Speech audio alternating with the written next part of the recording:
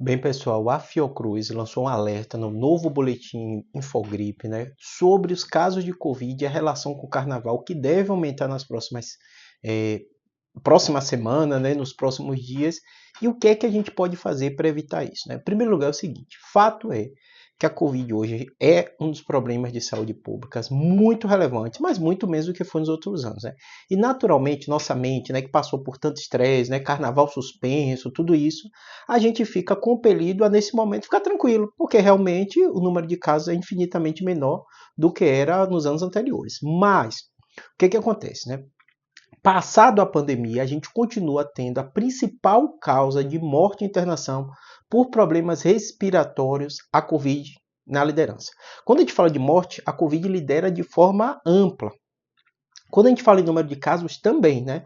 Então, o que acontece? Todo esse cenário, só para você ter ideia de números, né? Chegando a 80% mais ou menos, liderando a morte, Covid, né?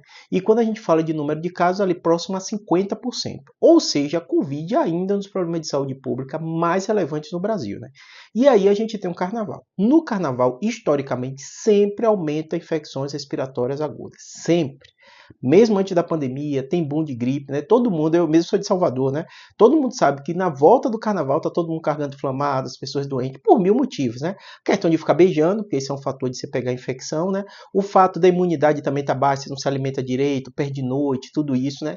Junto com os fatores outros dos vírus circulando, aglomeração de pessoas. Tudo bem. Agora a gente tem a Covid.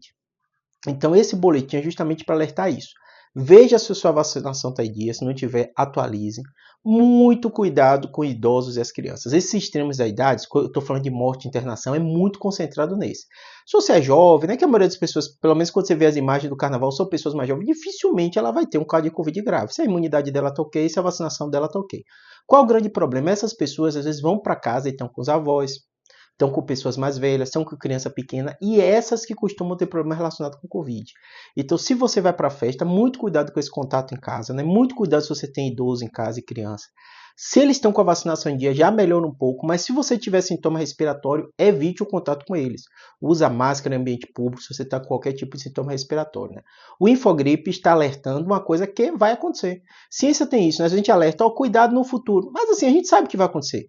Então, muito provavelmente vai ter boom de casa. Então, proteja quem você ama, né? Você, como eu, não é a pessoa que trabalha com saúde pública, então você está pensando no seu redor, as pessoas que estão próximas a você, como você vai dar informação. Então, muito cuidado com quem você se relaciona, com quem você está lidando no dia a dia em casa. Muito cuidado com os idosos, muito cuidado com as crianças. E se tiver sintoma, faz o teste e afaste das pessoas que você ama.